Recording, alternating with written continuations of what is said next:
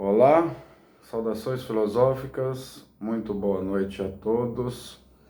Sou Jefferson, este é o canal Filosofia Espírita.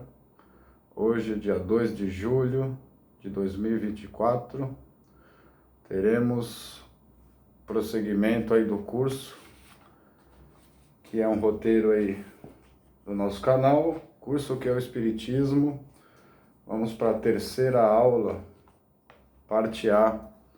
Vamos tratar do Evangelho no Lar, que é uma prática espírita aí recomendada pelo Cristo, né? Trouxe meu café, que não pode faltar, nos nossos estudos, para fazer com muita gratidão esse estudo, essa oportunidade de trabalho que nos é dada e que aceitamos de coração. Então, nós vamos para o estudo de hoje. Vamos tratar daí do O Evangelho no Lar, é o título da terceira aula. Então diz assim: conta-nos o espírito Neio Lúcio, no livro Jesus no Lar, que Jesus fez o primeiro evangelho no lar na casa de Simão Pedro, reunindo ali corações ávidos de esclarecimento. Com isso, o mestre ensinou-nos que a harmonia e a paz tão desejadas para o mundo começa dentro da nossa casa, onde devemos exercer primeiramente nossos deveres como cristãos. Então aqui, né, é contado aí no livro do Nécio Lúcio, né, denominado Jesus no Lar, que o apóstolo Simão Pedro, né, recebeu ali orientações e os esclarecimentos de Jesus acerca, né, da necessidade, da importância do Evangelho no Lar dentro da casa de todos nós, né? Ele ensinou o mestre que a harmonia e a paz que nós desejamos muitas vezes começa dentro da nossa casa com essa prática cristã. Neio Lúcio narra assim as palavras de Jesus a respeito do lar. Abre aspas: o berço doméstico é a primeira escola e o primeiro templo da alma. A casa do homem é a legítima exportadora de caracteres para a vida comum. Se o negociante seleciona mercadoria, se o marceneiro não consegue fazer um barco sem afeiçoar a madeira aos seus propósitos, como esperar uma comunidade segura e tranquila sem que o lar se aperfeiçoe? Jesus no Lar, capítulo 1. Veja, Neio Lúcio aqui nessa narrativa, né, traduzindo, né, as palavras de Jesus a respeito da importância do Evangelho no Lar, né, diz que o berço doméstico é a nossa primeira escola, é o nosso templo da alma, né, é ali que nós recebemos os primeiros ensinamentos, tanto intelectuais como morais, recebidos dos nossos pais, familiares, né, e adquirimos os caracteres para se contrapor a toda a nossa herança espiritual, que nem sempre é tão boa, né? Trazemos muitas manchas, né? Máculas aí de existências pretéritas. E aí ele faz uma analogia, né? Com um negociante a respeito da mercadoria, com o marceneiro, né? A respeito da sua matéria-prima, a madeira, né? Se não houvesse um preparo, né? Nesses objetos, como poderia exercer bem o ofício, né? Então aqui a gente pode dizer o mesmo, né? Se nós não nos prepararmos moralmente, intelectualmente dentro do lar, como enfrentarmos as dificuldades, os desafios que nos esperam aí no mundo, né? E como esperar que nosso lar e o mundo se aperfeiçoem. Por isso, devemos organizar o nosso ambiente doméstico à luz do Evangelho, já que a paz do mundo começa ali. Isso várias vezes é reproduzido, né? Por várias instituições religiosas também, né? A família, né? O nosso lar é a célula básica da sociedade. Seremos fora no grande campo da sociedade aquilo que aprendemos no lar. Portanto, os pais não devem falhar com os filhos. Do contrário, os filhos falharão com a sociedade, com o próximo e com eles mesmos. Serão como a casa edificada na areia movediça, vindo os rios da mudança, os ventos da renovação, haverá grande ruína. Então aqui a responsabilidade dos pais, né, para com a educação dos filhos, que foram colocados aí sob a sua guarda, né, por Deus, né, para que eles não venham a falhar na sociedade.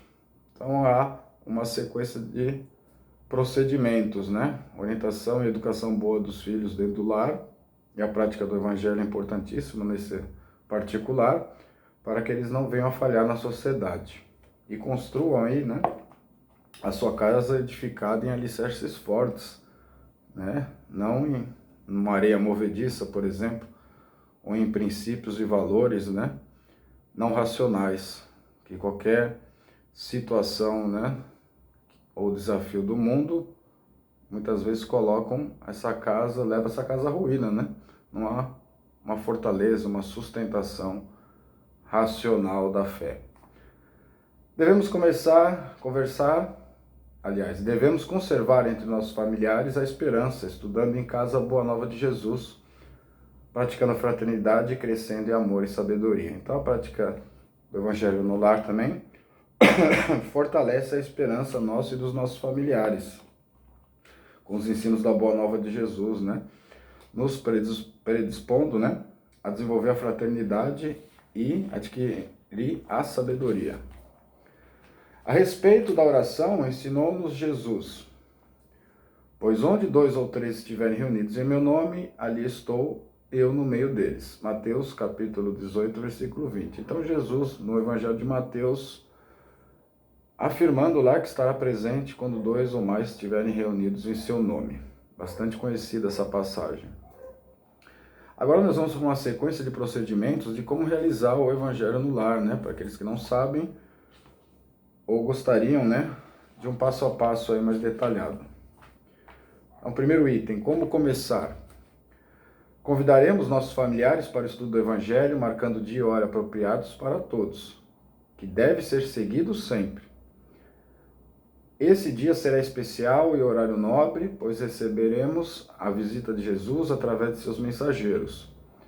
Com o Evangelho atraímos os bons espíritos e afastamos ou esclarecemos os espíritos resistentes ao bem.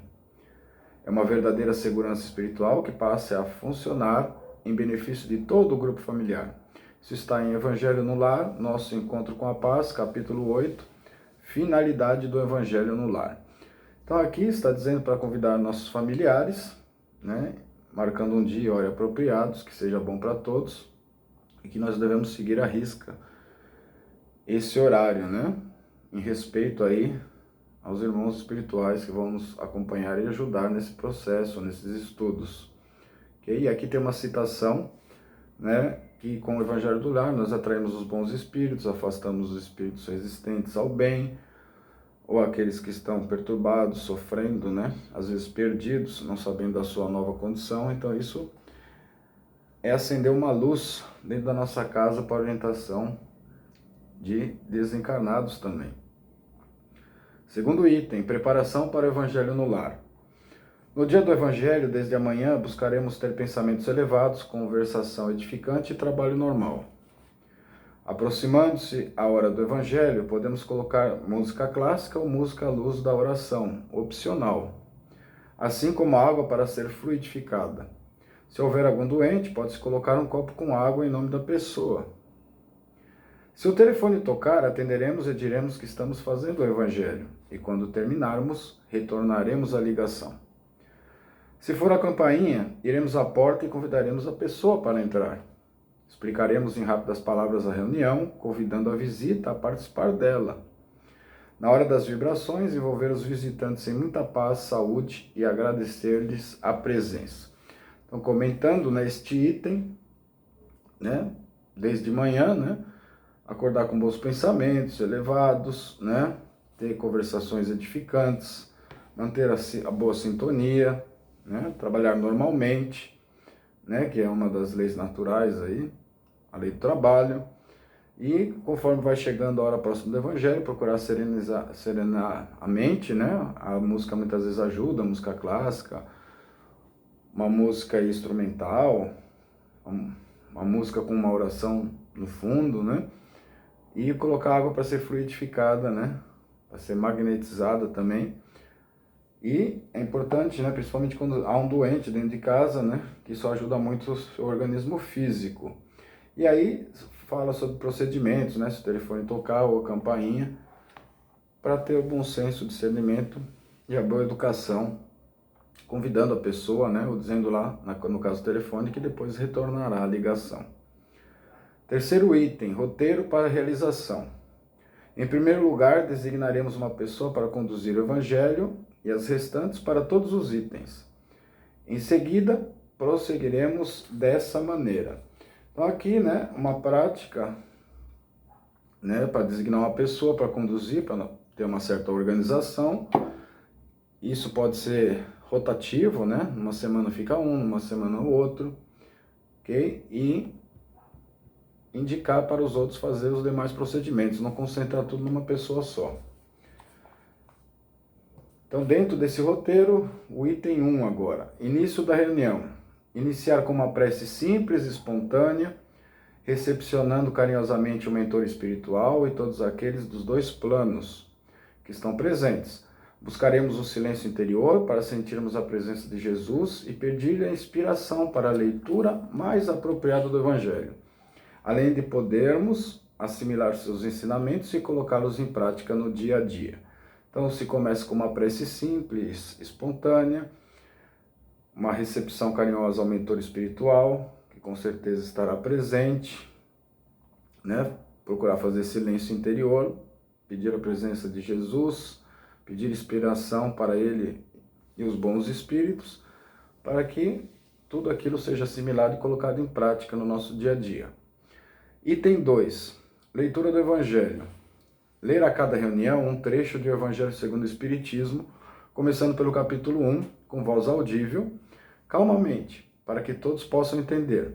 A leitura deve ser metódica e na sequência, tendo caráter de aula. Dessa maneira, o nosso lar será a escola de Jesus, onde a matéria estudada é o Evangelho, os alunos carentes somos nós e o Mestre é Jesus. Então, né, começar aí com o primeiro capítulo do Evangelho segundo o Espiritismo, ler cada semana na sequência. Isso consiste num método, né, uma forma metódica de fazer esse estudo dirigido, né? E aí nosso lar passa a ser a escola de Jesus, nós os alunos, que somos carentes, né? E o Mestre é Jesus. Terceiro item, comentários sobre o texto lido. Os comentários são breves, feitos por todos e cada um expõe o que entendeu da leitura. Se tivermos dificuldade, leamos de novo. Certamente os mentores espirituais estarão nos ajudando a compreender a lição, para que a assimilemos com facilidade. Importante frisarmos que não é comunicação mediúnica, mas sim a inspiração divina de amigos abnegados que nos trazem amorosamente as orientações necessárias, não só da leitura, como também sobre os desafios atuais que podem e devem ser comentados à luz do Evangelho. Cuidado para não trazer à tona fatos desagradáveis e que possam ser motivo de discórdia. A hora do Evangelho é sagrada em momento de paz. Então aqui alguns lembretes, né? Comentários breves, feitos por todos, cada um tendo a oportunidade de se manifestar. Os mentores vão ajudar nessa questão de compreensão da lição, certo? Para que nós assimilemos com facilidade. Não trata-se de uma reunião mediúnica. Há ali, né, inspiração, seremos inspirados ali pelos bons espíritos, para que possamos vencer os desafios aí, muitos deles colocados na sociedade, sempre tomando cuidado para não baixar nossa sintonia com fatos desagradáveis, né, pesados, tristes, que não é hora, né, e assuntos e temas de discórdia, como política, né, e outros temas correlatos. Item 4, vibrações. É o momento mais importante da reunião. Lembremos-nos das palavras de Jesus, vós sois a luz do mundo, Mateus capítulo 5, versículo 14.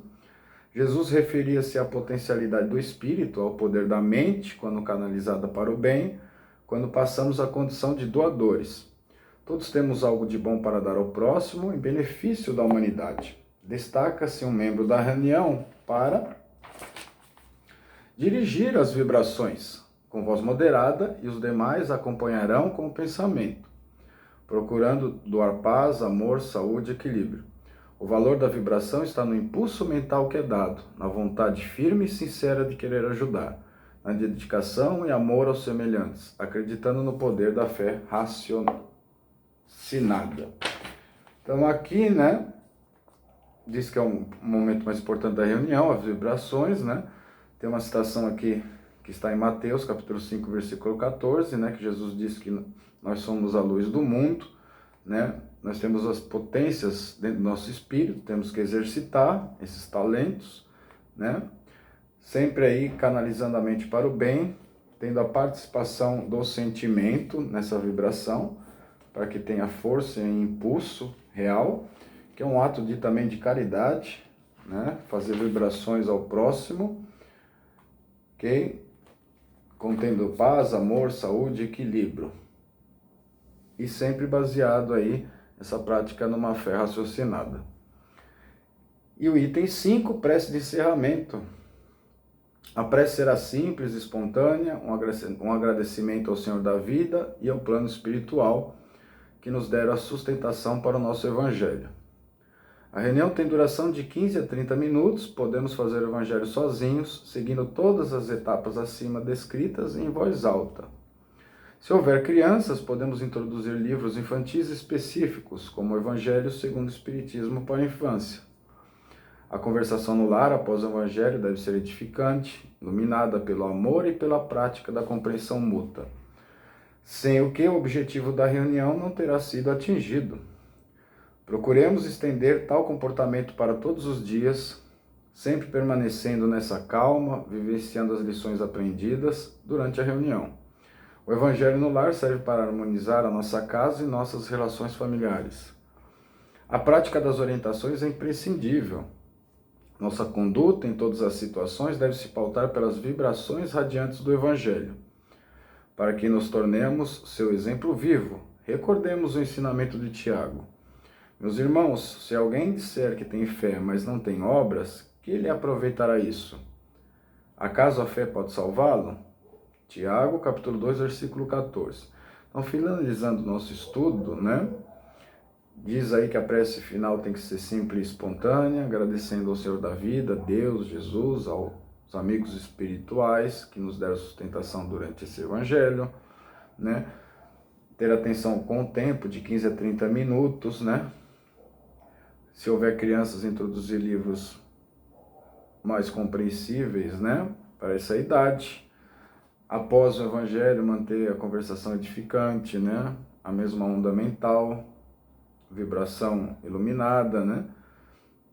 Os valores cristãos, a compreensão, tolerância, perdão, amor, né? E procurar estender isso para todos os dias, né? Essas práticas são imprescindíveis para manter a harmonia e as boas vibrações e energias. E aí encerrou, né, com uma citação do Tiago, né? O que adianta, né? Nós temos fé, né? Ó, meus irmãos, se alguém disser que tem fé, mas não tem obras, então a fé sem obras é morta em si mesma, né?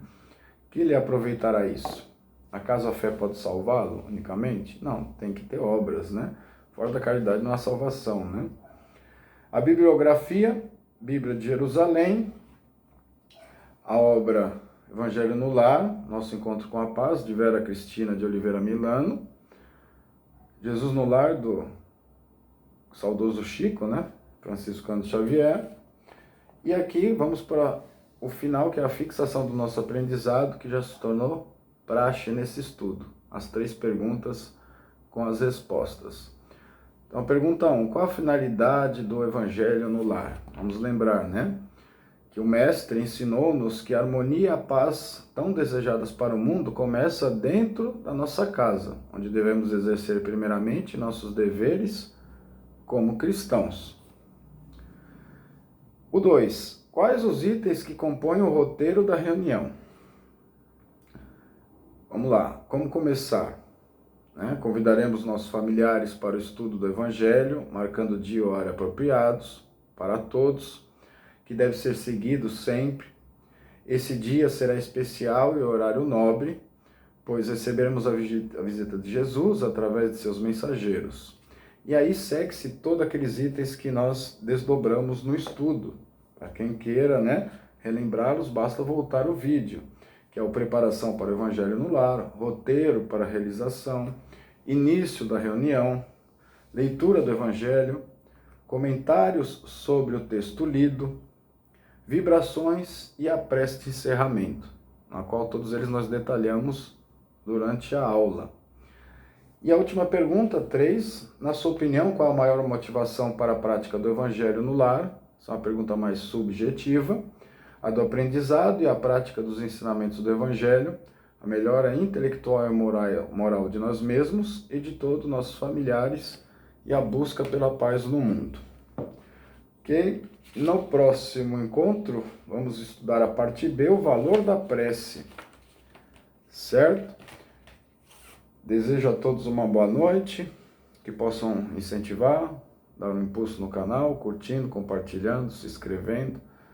Se tiverem condições, comprem a obra, da FEESP, que é curso que é o Espiritismo, para acompanhar, fazer os exercícios e continuar sempre aprendendo, que esse é um dos nossos objetivos de estar aqui reencarnados novamente. A todos uma boa noite e até a próxima.